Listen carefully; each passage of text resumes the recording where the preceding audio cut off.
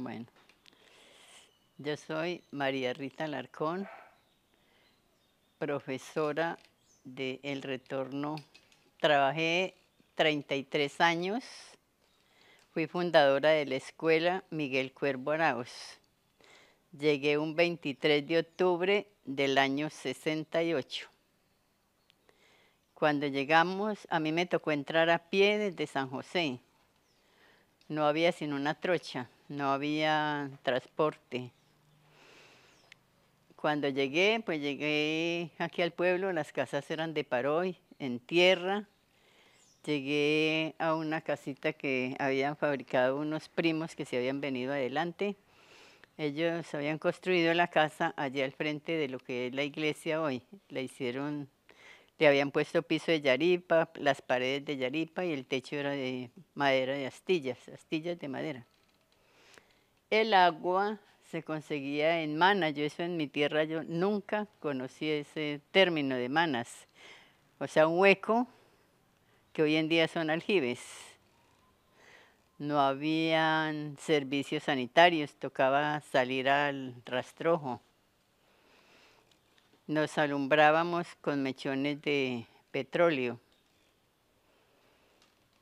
Y la alimentación era muy poca porque aquí todavía no se producía nada. Aquí apenas estaban entregando las tierras para hacer los fundos. Encontramos a un ingeniero forestal llamado Diomedes Caballero, que era un ingeniero forestal, y él era encargado de entregar los terrenos. Hablaba con la gente y decía, bueno, se van a reunir 10 personas y me van a ubicar para dónde quieren irse, porque les voy a entregar tierra. Entonces las personas se reunían y decían, por decir, pegaban para allá y eso lo pusieron palmeras.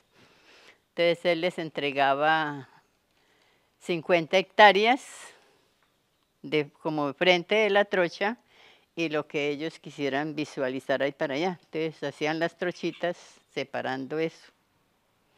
Luego ya le entregaba a 10 personas, él se iba para su tierra a descansar, volvía y hacía otra vez otra reunión con ellos. Así se fueron formando las veredas. Ellos colocaban el nombre de la vereda, no sé por qué les colocaban los nombres, pero fueron los mismos colonos los que ubicaron las veredas para donde iban a estar.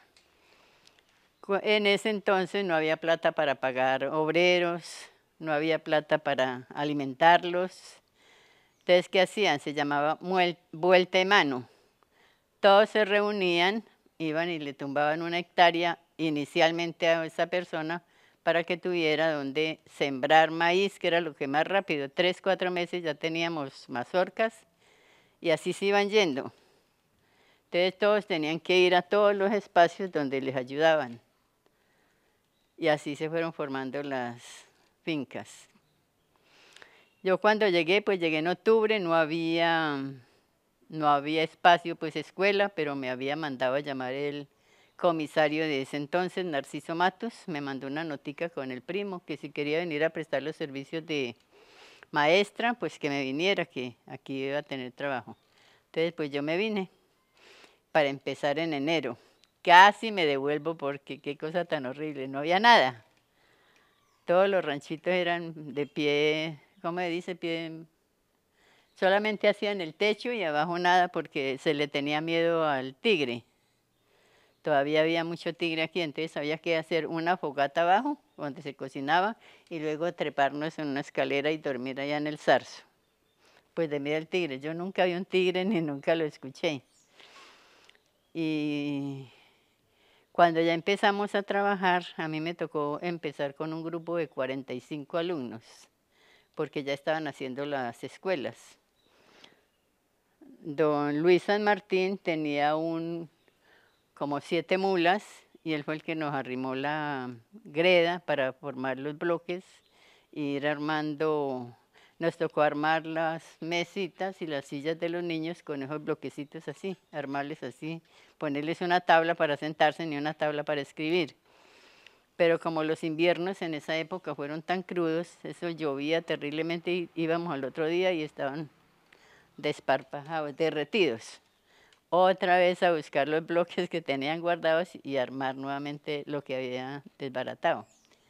Los salones era un tablero grandísimo para que trabajara uno allá por esa cara y el otro por este lado de acá.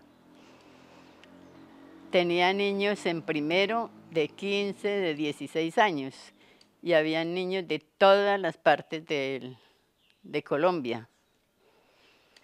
Lo más gratificante de esa época era que los niños eran demasiado respetuosos, muy humildes, igual que los padres de familia. No es como hoy en día que los padres de familia no pueden decirle nada a los niños porque tienen problemas. No teníamos biblioteca. Lo que hubiéramos traído nosotros como por casualidad en la maleta era lo que teníamos para trabajar con los niños. Se trabajaba con tiza. No habían unidades sanitarias, o sea que los niños tenían que ir todos al rastrojo como todos nosotros.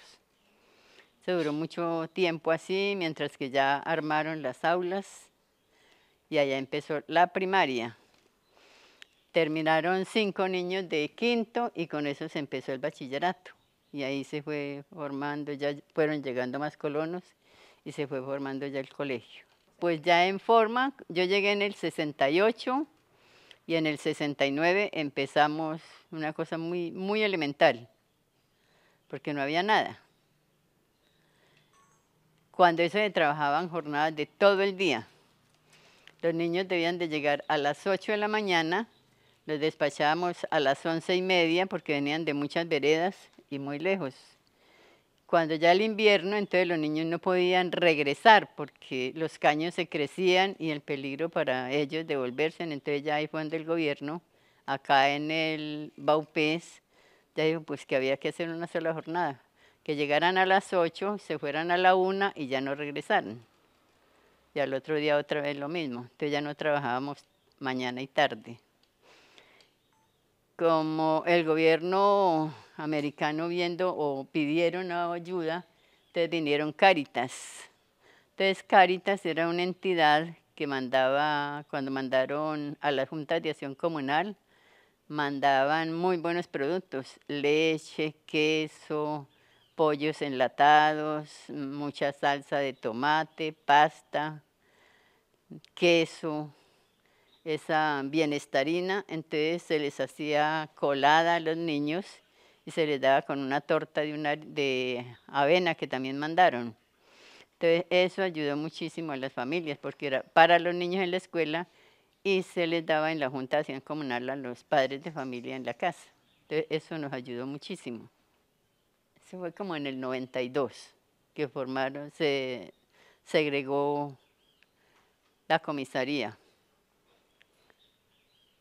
Y entonces se formaron los nuevos departamentos, que son Guaviare, Bichada, Guainía, Arauca, creo que es otra. Bueno, formaron las 5 más. Los niños llevaban, por decir algo, una arepita que les hacían de chocolo y la compartían con el maestro o los padres de familia le mandaban a uno un huevo tibio o alguna cosa. Hoy en día, así haya plata, nunca le comparten nada a los maestros. También con la época, porque me tocó el principio de la época de la coca. Entonces nos aterraba que esos niños llegaban con 1.000 pesos, que eso era cantidad de plata. No se lo alcanzaban a gastar en el recreo. Y nosotros sin 1 peso para tomarnos una gaseosa. Y ellos sí no sabían ni qué comprar, pero no alcanzaban a gastar la plata. Las mamás llevaban joyas aquí en los pies, en las manos, vueltas mugre, pero ellas se ponían todo eso y nosotros decíamos tan raras las cosas. Bueno, cuando ya empezaron los chinos a terminar su escuela de quinto, pues les decíamos a los padres de familia que por qué no mandaban a los muchachos a estudiar. Y decían, pero profe, ¿para qué? Yo no tengo ni siquiera primero de primaria, yo no sé ni leer ni escribir y tengo plata, tengo carro, tengo moto, tengo pistola, tengo lo que quiera. Ellos para qué van por allá. Entonces, en esa época, eso fue el problema con los padres de familia.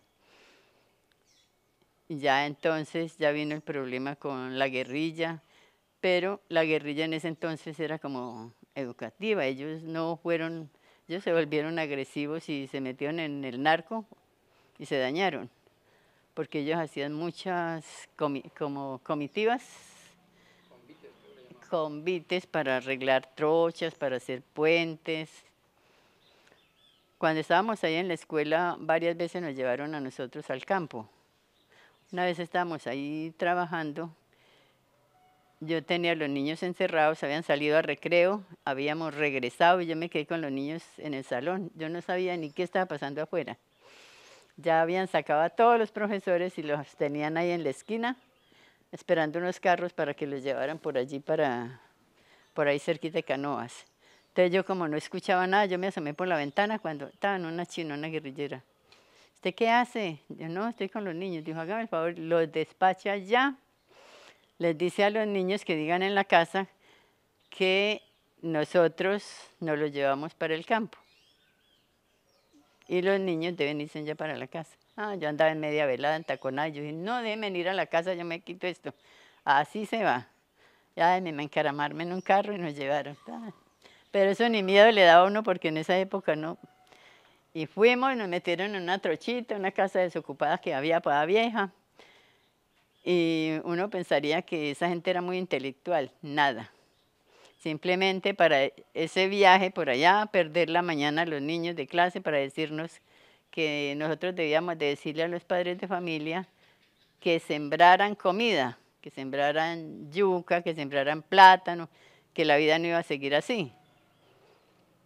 Y que ya nos mandaron a llevar un refrigerio, una gaseosa con un pan. Nosotros dijimos, bueno, ¿y hasta cuándo aquí será esto? No, y como a las 4 de la tarde nos regresaron, nos mandaban para la casa y los padres de familia preocupadísimos porque no sabían qué iba a pasar con nosotros. Y nada, no pasó nada. Bueno, reclutar sí, y a mí sí me reclutaron varios niños. Yo ya estaba trabajando en la escuela allá abajo, porque nos dividieron. Allí mandaron unos grupos también de primero a quinto, porque ya habían muchos allí. Entonces yo pedí que me mandaran para allí. Yo tenía a un hijo de María Manyoma. Ya estábamos setoncito, 15 años tenía y lo tenía en segundo primaria. Y cualquier día hubo un bazar en San Isidro y se fueron por allá, entre esos iba el mío. Al lunes ya no llegó y no siguió llegando. Ya le pregunté a la mamá y dijo, ¿cómo? Le parece que él se fue a un bazar y no ha vuelto. Pues después nos contaron que él lo habían emborrachado y cuando él despertó ya estaba uniformado. Y ya camine para allá pues. Allá lo tuvieron mucho tiempo hasta que él se logró volar. Pues yo cuando llegué aquí, uy, no, yo dije, ¿cómo me vine yo por aquí? Y en la casa me decían, ¿cómo se ir por allá? Pues no hay sino indios, ¿qué va a vivir? Y yo, pues uno joven, son... Yo arranqué y me vine. Cuando ya llegué aquí yo no podía empezar a decir que ya me devuelvo porque ¿cómo? ¿No?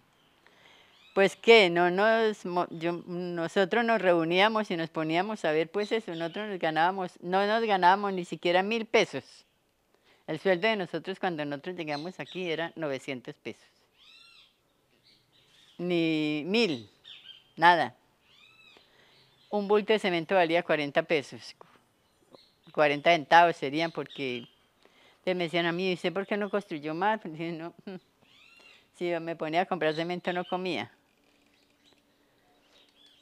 Y ya aquí tuve mis 2 hijos. Saqué a Lenin de 3 años porque el paludismo fue terrible. Eso era cada 20 días con paludismo y le dio de los dos, falcíparo y vivas. Entonces nos tocó sacarlo a Bogotá a malaria porque aquí no había malaria. Entonces llamamos a Bogotá y allá me dijeron que tenía que sacarlo porque tenía que entrar a un tratamiento y la alimentación tenía que cambiarla. Tenía que ser verduras, fruta, carnes blancas y aquí lo único blanco que había era pescado cuando se podía, no había más nada. ¿Y verduras de dónde? Frutas, nada, todavía no había nada, ni traían. No había sino yuca y maíz. De eso me obligó a llevármelo para Medellín desde esa época. Y ya lo dejé por allá. Federico sí me acompañó aquí hasta la edad de 11 años, cuando ya lo llevé para Bogotá a hacer bachillerato. No, porque uno ya va cogiendo amistades. Entonces yo iba a vacaciones a mi casa y yo ya no me encontraba como harina de otro costal porque yo ya no tenía mamá ni papá allá, ya se habían muerto. Entonces uno llega ya como extraño a su casa, ya no hay nada que lo apegue. Entonces terminaba vacaciones, él mismo arrancaba para acá. Y otra cosa que decían los compañeros, no, Rita se pensiona y ahí mismo arranca y se va. Yo decía, pero ¿para dónde? Aquí hice mi vida, aquí. Y ahorita menos, como está de complicada la ciudad. No, una maravilla. Es un paraíso donde estamos nosotros. Hay gente que ha venido en estos días, se aterran de la tranquilidad que hay en este pueblo, se aterran de la gente que gracias a Dios dan buenos conceptos, tan amables, tan familiares, tan serviciales, que esa gente viene 2 o 3 días y ya se van. Y les ha tocado eso. Pues como la gente dada al servicio. Yo dije, pues me imagino que sí, porque yo casi no salgo de aquí, entonces sí, ellos admiran mucho el retorno. Ellos me decían, no, uno está en la ciudad y le dicen, vayan para el Guaviare. Hoy salió un muchacho de aquí, uno que estaba instruyendo en un ingeniero de sistemas. Vino a dictar unos talleres a todas las entidades de la alcaldía y con gran sorpresa ese día se fueron de paseo. Entonces perdió el tiempo el muchacho y perdieron ellos, porque ahí me dio unas clasecitas a mí, pero dijeron, ay, no me diga eso a mí porque eso se me olvida, yo no puedo. Pero hay cantidad de cosas en esos celulares que es una maravilla.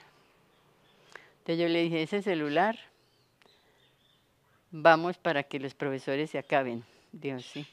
Las bibliotecas se acaban, porque ya eso ya le están aplicando eso, inteligencia artificial. Oiga, y eso es una maravilla, uno pregunta alguna cosa y eso le dan lo que quiera ahí.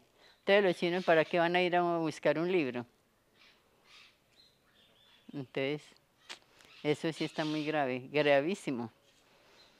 Y también vemos que las madres de familia más que todo, que tienen un niño de 2 años o escasitos 3 años, llora y llora y ¿qué hace? Le pasa el celular con muñecos y el chino hasta ahí lloró, hasta ahí sigue con eso. Ustedes no saben el mal que le están haciendo, lo van a dejar ciego de aquí a 15 años. Pero uno le dice a una mamá y dice, no, ¿eso qué va a hacer? Eso tal cosa, entonces no se puede. También me tocó la experiencia de que hubieron embarazos de niñas estudiando en el colegio, que ya hace muchos, creo que hace muchos años ya no resultan niñas embarazadas.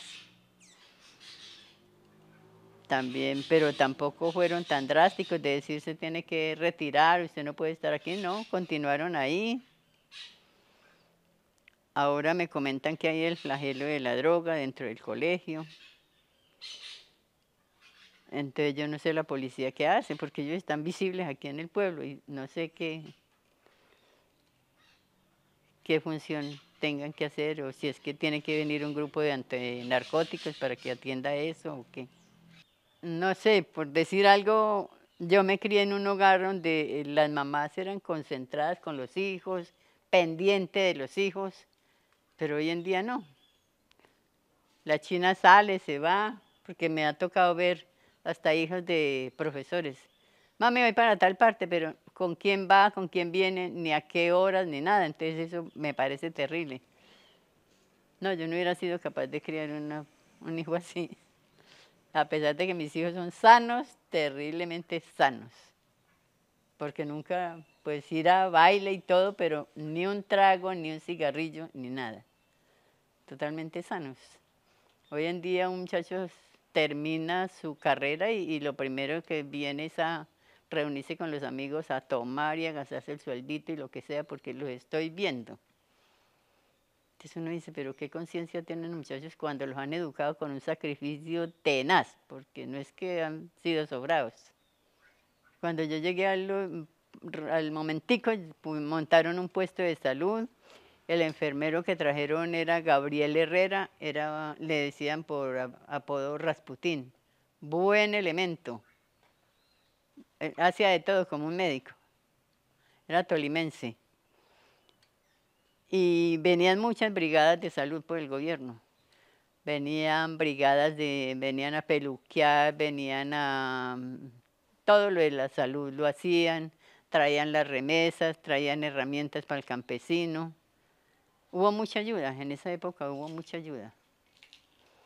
Pues así que los aviones de la FARC fueron los que trajeron la mayoría de colonos para acá. No les valía nada el pasaje, los traían hasta San José y defiendan aquí para allá. Entonces yo ahí en la escuela tuve varios alumnos que pasaron por mis manos en primaria, salieron a hacer su bachillerato afuera y vinieron ya de profesores nuevamente para acá. Todos muy respetuosos. O sea, aquí se vivía en familia, todo el mundo éramos familia. Hoy en día no, yo me quedo aquí, allí hacen fiesta, allá ellos. Se ha visto todo como muy privado. Drástico, porque imagínense, uno en la ciudad uno no mira nada de eso. Todo llegaba, todo, y aquí la gente toda a correr a sembrar para poder comer, porque era que tenían que sembrar para poder comer. Y no, ya el municipio está cambiadísimo, mejor dicho, yo no sé qué más no le irán a hacer, porque ya que yo no pensaba pues que iba a alcanzar a ver el retorno así pavimentado. Y eso que le hace falta mucha infraestructura, por decir algo, hace falta casa de la fiscalía, hace falta que vuelvan a regresar a bienestar familiar porque no hay, hubo y se lo llevaron, eso hace falta. Pues lo más difícil y lo que me hizo renunciar fue cuando empezaron a llegar los niños desplazados. Bueno, esos muchachos y entre esos muchos más venían de por allá, de Tierra Alta, por allá lejísimos. Y a ellos les tocó ver una masacre de 7 personas en una finca. Ya ellos entonces se vinieron desplazados para el pueblo, los entraron a la escuela, me tocó a mí recibirlos en segundo. Y como ellos en las veredas van o no van, se quedan jugando en el camino, llegan si quieren o no llegan. Entonces aquí vinieron con ese problema. Entonces, profesora, ¿me da permiso ir al baño? Vaya. Y yo miraba, ¿y qué se hicieron? Profe, usted los dejó ir al baño. Vaya, búsquemelos, pues jugando trompo, jugando bolas, lo que fuera para detrás de la escuela. Que la profesora lo necesita de mala, yo no voy por allá. Entonces, imagínese eso, que llegue otro y le diga a uno, no, profe, que no quieren venir, que de malas, que usted sí. Y llamaba yo a la mamá y venía llorando. Me decía, profe, castíguemelos usted porque yo ya no puedo con ellos. Le dije, no, si usted que es la mamá no los puede corregir, yo no. A mí no me mande a hacer eso. Yo cumplí la edad, 50 años que me tocaron a mí. Trabajé un año más esperando que me resolvieran el problema y el abogado pues que no, que tenía que firmarle por más plata. Entonces yo fui a San José y me dijeron no, recoja los papeles, los trae acá, aquí le resolvemos el problema en 20 días. Sí, en 20 días me resolvieron el problema. Pero ¿por qué se va? No, me voy. Yo ya eduqué a mis hijos, ya tengo casa, yo ya no tengo que hacer más nada. Pues esto lo hice paso a paso. Esto no fue que de una vez construí, sino que hice una pieza, luego la otra, porque no había plata para comprar. Yo compraba un viaje de gravilla y me lo tiraban ahí, un viaje de arena y lo dejaba allá. Después conseguí el cemento y me armaron los ladrillos. Después conseguir para pagar el maestro. Y fui armando así, como la casa. Era la casa donde yo iba a vivir con mis hijos. Pero como a ellos los saqué tan temprano a estudiar afuera, entonces yo ya fui quedando, pues volví a quedar sola, porque yo quedé sola cuando los chicos tenían 3 y 2 años. El papá de ellos se murió en un accidente aéreo. Y los primeros inquilinos que yo tuve aquí fue el personal del hospital. Todos los profesionales que llegaban a ser rural eran mis inquilinos acá. Y les alquilaba por mes. Pero ya después me aburrí también de eso, entonces ya lo pusimos por noche. Y sí, ha tenido buena acogida. ¿Cómo se llama acá? La posada de Rita. Pero eso se llama como tal, es un hostal. Ah, ¿Un hostal se llama? no, es que hay hostal, posadas, hoteles, Y entonces el servicio que se vende aquí es cuál. posada. La posada de Rita. Sí. Pues el hostal es la misma función, pero usted dice el hostal tal. Y aquí estamos registrados como la posada. Sí, lo fui haciendo, fue paso a paso, no fue todo de una vez. Porque nunca tenía yo en mente esto, nunca fue un proyecto pues que yo dijera, no, tengo que hacer tal cosa, ¿no? Se fue dando.